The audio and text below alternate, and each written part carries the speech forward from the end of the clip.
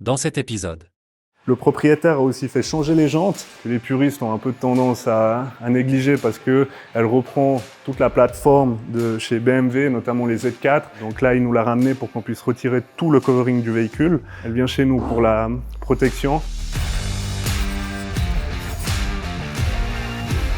Bonjour à tous et bienvenue sur notre nouvelle vidéo YouTube. Cette semaine, on va tester un nouveau format de vidéo où on va vous montrer un peu plus en détail comment on fait les voitures, quelles sont nos différentes étapes, différents détails surtout, que ce soit au niveau des finitions, au niveau de la pose, au niveau de l'exécution, de ce qu'on va faire. Un peu toutes ces étapes pour que vous puissiez mieux vous rendre compte de ce qu'on fait. Et on va en profiter évidemment de vous faire un tour de l'atelier avec les voitures qui sont actuellement chez nous pour différentes prestations.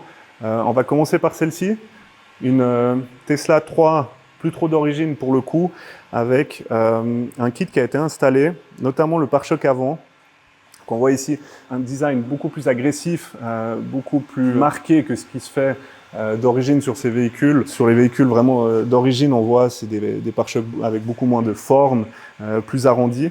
Là, on se retrouve avec quelque chose qui est plus agressif, qui a beaucoup plus de caractère. Il descend aussi un peu plus bas en termes de hauteur, donc ça permet d'avoir un visuel de véhicule qui semble être plus bas. Sinon, le capot, lui, n'a pas été touché, évidemment, les ailes non plus. Le propriétaire a aussi fait changer les jantes avec une teinte en bronze qui donne super bien avec le véhicule. Un design aussi beaucoup plus agressif que ce qui se fait d'origine. Donc là, on a un véhicule électrique qui paraît beaucoup plus sportif que quand il sort d'usine. Le pare-choc arrière aussi a été modifié. Donc là aussi, notamment un diffuseur qui reprend un peu des ailettes verticales. Donc là, c'est une orientation typée sport. Et elle est chez nous surtout pour un covering complet. Donc un changement de couleur avec une toute petite déco, mais principalement un changement de couleur avec le vert que vous connaissez bien. C'est le vert qu'on a utilisé sur notre voiture de prêt, la Mini. Ici à côté, on a un autre covering complet en cours. C'est une Toyota Supra, les nouvelles générations.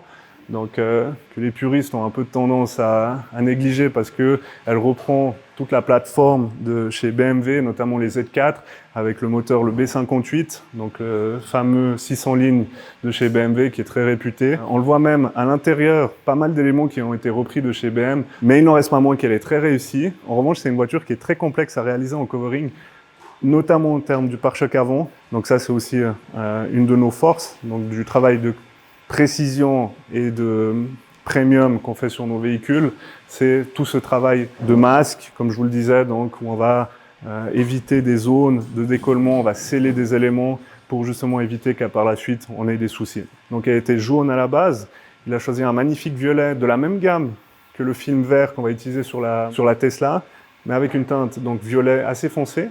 Donc une fois terminé, on ne pourra plus se rendre compte que la voiture était jaune au préalable, seulement lorsqu'il va ouvrir les portes parce qu'il n'a pas pris l'option des intérieurs de porte en covering.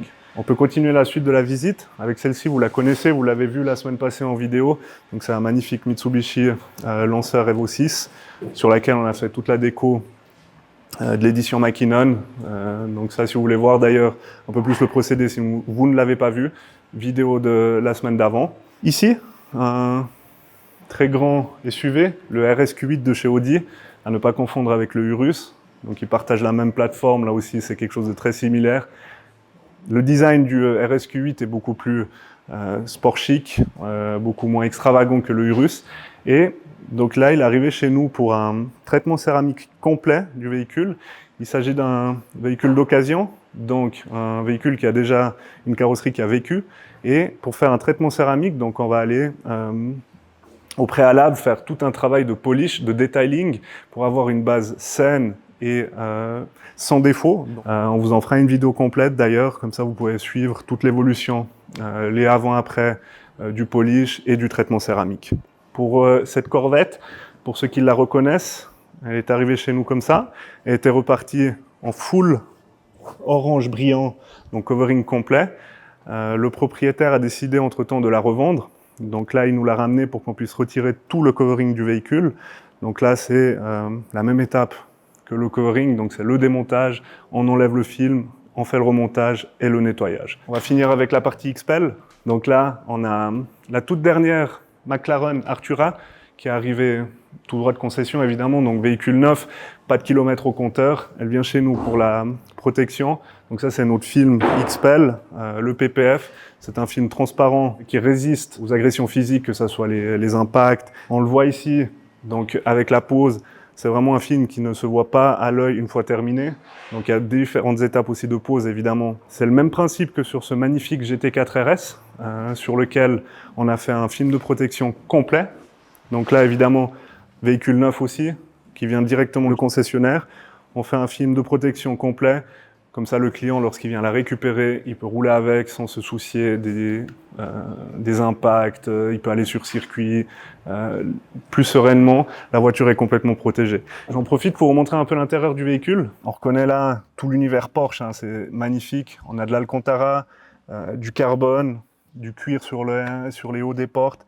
C'est un intérieur qui est épuré, mais qui est magnifique. Ça marche super bien évidemment, donc c'est une automatique.